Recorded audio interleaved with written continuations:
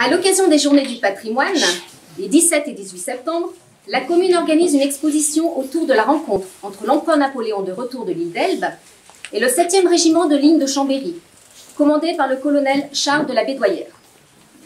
Sur les pas de Napoléon, Briançonne présente une collection communale qui témoigne de cet épisode survenu à la hauteur du château de l'Enclos, ainsi que le plan cadastral de 1822, dit napoléonien.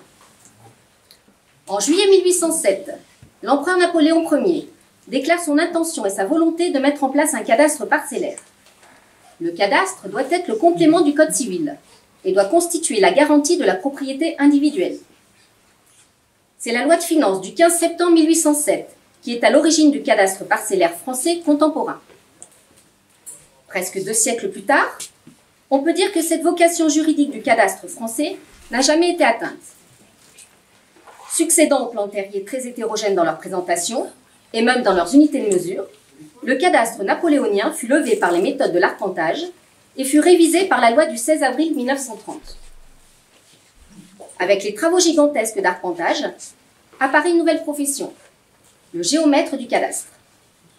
Mais qui pourrait mieux l'expliquer que Napoléon lui-même? J'entendais pas quelqu'un qui vient.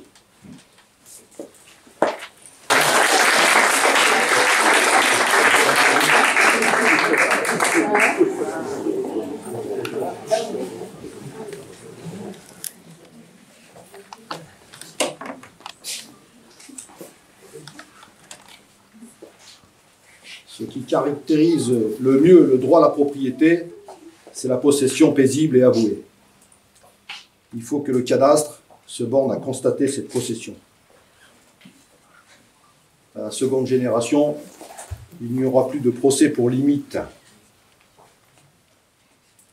Le cadastre sera le grand livre terrier. Le cadastre est la véritable constitution. Prenez note.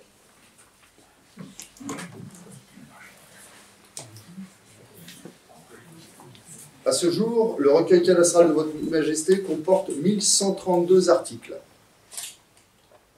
Il faut procéder sur le champ au dénombrement des terres dans toutes les communes de l'Empire, avec arpentage et évaluation des parcelles de propriété.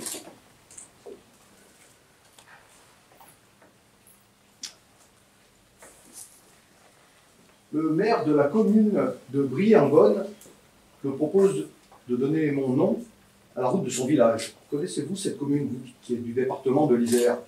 Oui, sire, j'en viens. C'est un territoire que Votre Majesté aimerait.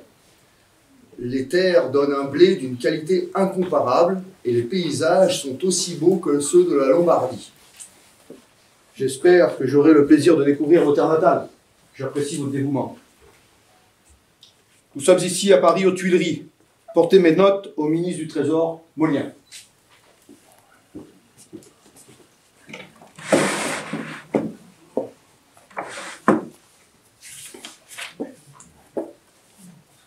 Sire, Madame la Duchesse de Danzig est aux ordres de Votre Majesté. Bien.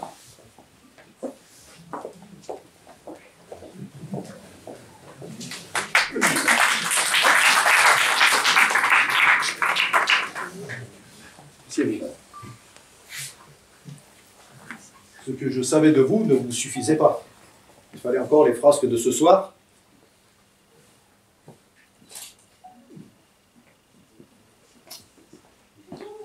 Cela a assez duré. Il faut en finir. J'ai bien été avisé, vraiment, de nommer votre mari duc et maréchal d'Empire. Bientôt, grâce à vous, ma cour sera la risée de l'Europe.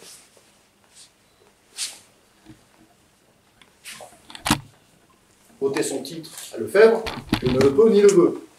Cet homme-là rendra toujours hommage à son rang. C'est donc à vous de comprendre. Vous n'êtes pas sotte, paraît-il. Voici l'heure de le prouver. La décision est prise. Lefebvre, vous l'a-t-il dit, n'est-ce pas? Lefebvre m'a dit « L'empereur veut que nous divorcions ». C'est clair. Et qu'avez-vous répondu? Moi, si, je lui ai ri au nez. En vérité? Et lui? Lui, il a ri au mien, vu qu'il n'a pas plus envie que moi de divorcer. C'est mon envie à moi, si nous en parlions. Sire, vous êtes le maître. Et si votre majesté livre cette bataille, ben pour sûr, il la perdra. Et vous, bien audacieuse de le croire. Ah, c'est pas lui qui sera assez jocrisse pour troquer une femme qui lui est attachée comme moi contre une princesse. Ce que vous dites n'est pas dénué de bon sens. Il est seulement fâcheux que ce soit dit avec des mots et avec cette tempérance de langue qui provoque encore ce soir un scandale. Ah, les mots, de voir ainsi les sœurs de votre majesté vilipenter l'armée. L'armée?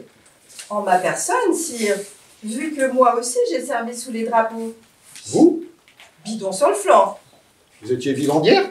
Armée des Vosges. Fleurus?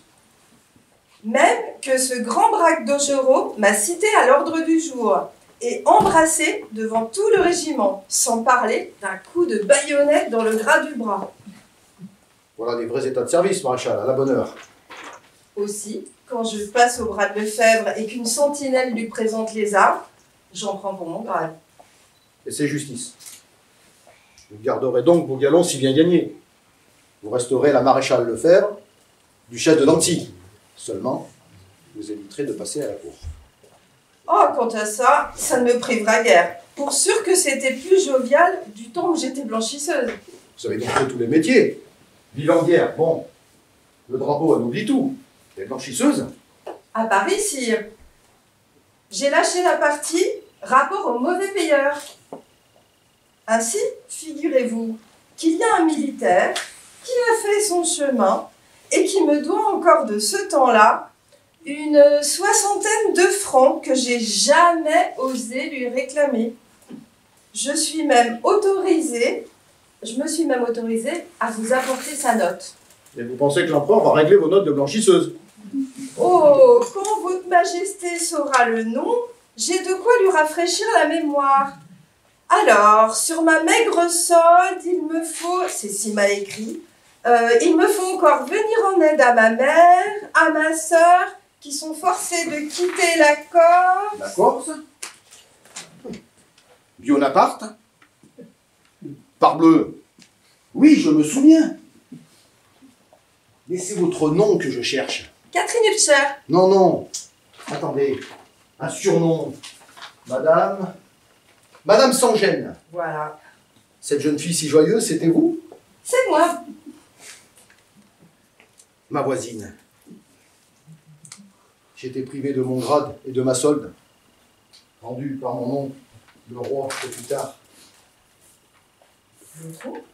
Oui, Louis XVI, Marie-Antoinette étant la tante de Marie-Louise.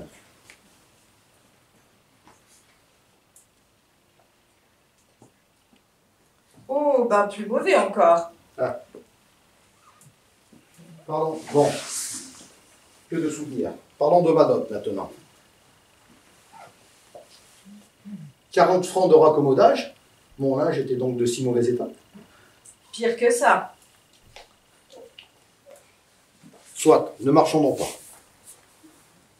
Nous disons donc que Bonaparte vous doit 3 Napoléons, sire. Eh bien, ma chère, c'est la fatalité. Qu'à cela de Je ne dire. les ai pas sur moi. Je peux encore vous faire crédit, sire. Quelque temps. Merci. Vous êtes une malicieuse personne, Madame Sangène. Votre Majesté a mis le temps à s'en apercevoir.